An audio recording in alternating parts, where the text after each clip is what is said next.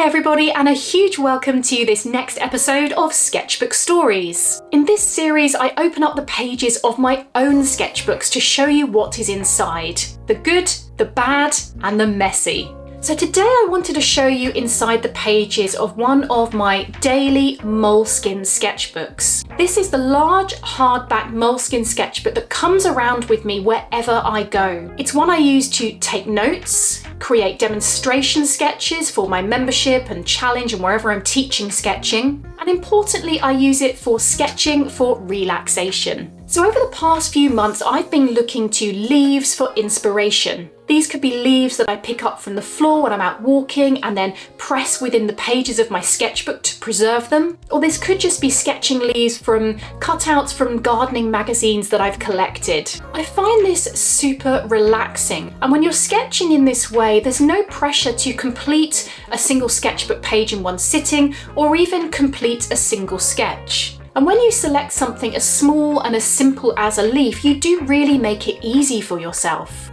In fact, going outdoors and leaf collecting is a fantastic relaxing exercise in itself. A simple leaf is also relatively quick to draw, depending on how much detail you put in it, of course. Plus, the more leaves you draw, the more you get to observe and to understand nature. So let's dive in and I'll talk to you a little bit more about the story of these sketchbook pages, show you some of the leaf drawings, and perhaps demonstrate a few of the techniques for you. Hello and welcome inside the pages of these sketchbooks. So this sketchbook here is my large Moleskine sketchbook. So it's got a hardback cover and it's one that comes around with me on a regular basis. This is a slightly older one that is now complete. And this is my current one where I still have pages at the end that I'm working through. But one thing that I wanted to show you was this page here, because this is a page that I completed over the course of actually a couple of weeks, because I worked on these leaves in different sessions. And on here there are a combination of different techniques that I have used. And these were ones that I did, I can picture where I was. I was sat on my table at home and I had some materials laid out. I'd coloured pencils, pens, all different things. And I just did them one at a time. So I'm just going to move this one out of the way. This was one where I went to RHS Wisley, which is a gardens here in England, relatively new to me. And these are loose pencil sketches of various different plants as I kind of wandered around. But it's these ones I really wanted to show in a bit more detail today, because I find sketching leaves really relaxing. So let me show you these couple of techniques here. And this is something that I call shadow drawing, which is super, super fun. So if you wanted to do just a very quick shadow drawing, just hold the leaf and then just draw around that shape. I'm going to imagine that little bit that got cut off, such as that. And it's a really quick little method. So that would have been done for here. You can also maybe use a pencil to simply draw around a leaf. And this again, super quick technique to get a shape down on your page. So you can get a shape really quickly, and then you can start to perhaps grab your pencil and draw some of the major veins and details and things in. This one here, again, you can see that one's an oak leaf. Simply taking one of those outlines that you've done and using perhaps a grey brush pen or a pencil, just simply colouring it in so you have a silhouette on your page. Super, super simple. So those techniques are quick. They're a great way of recording leaves and just not really thinking, just simply drawing leaves for the sake of drawing leaves. And I'm pretty sure I have some more leaves pressed in here. Yeah, here's a couple. So one thing that you could do is just take one particular leaf and draw around it lots of times in your sketchbook. Use that as a starting point. Simple pencil, pressed leaf, or even just a leaf that you've freshly picked, and just work around the page, creating a fun layout. So the other leaves that I've done here, now this one here you can see was actually this leaf. So with a sketch like this, I work firstly on getting the shape, the outline, and I take my time to start with maybe a very rough, light gestural impression. So I don't commit too solidly in pencil first, so very loose and rough. Then I look and I sort of see, is the width correct compared to the height?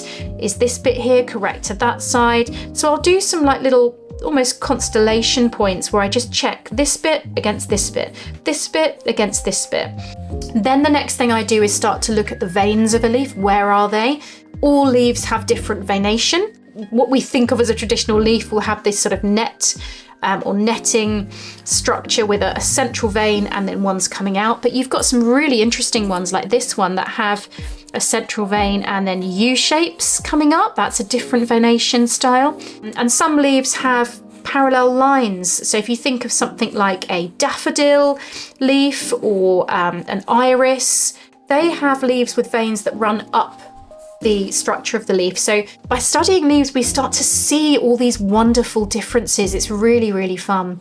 So find the veins and then start to look at the light and the dark. Where is the dark? Where is the light? And get that in pencil, in tone. And then what I like to do is, if I've got time, or maybe I'll come back to this. So sometimes I would just do an outline. Sometimes I'll then work up a little bit of pencil. And then other times I'll come back and use something like a colored pencil to put some color in. These pages here as well, these were ones where I used magazine pages as inspiration. Leaves laid out nicely, beautiful photographs. Use that as a reference and study the shapes. You know, sometimes I would just get to sort of doing the outlines and you can see how this kind of works up.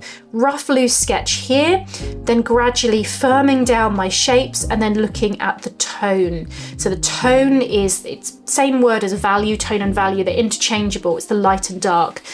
Here, I found that that the vein on the leaf is light, that's light in tone, and the spaces in between the veins are dark in tone, so I'm shading that in. And again, you can see here how I've done a rough study first in pencil, and this one has been worked up a little more. And I'll come back to these regularly. So here's another one. And I often make notes as to what the leaf is. This is a Cornus cusa, a dogwood, Taxus baccata, which is yew. This is the leaf from a kiwi. So you can see I've done the drawing on this side, which is just the contours and the major veins. And then this side, I've added the tone in. So you can draw them quickly, quick outlines or shadow sketches, or just take some time to work it up or work in stages. This would have been done in 4 separate sittings where I've drawn this one, come back to it, drawn this one. And that's kind of how I use my sketchbooks to study leaves, to relax, and to just ease into a sketch. The first page of leaf sketches that I showed you were actually part of a Zoom training that I did, and I showed you how to do leaf sketching like that. So I do run regular Zoom classes on sketching various different things, so keep an eye out for that. So yeah, have some fun sketching some leaves. So I hope you really enjoyed this dive into my sketchbook today. I think it's always fun to look back at past sketchbooks because it really takes you back to a specific time and place where those sketches were created.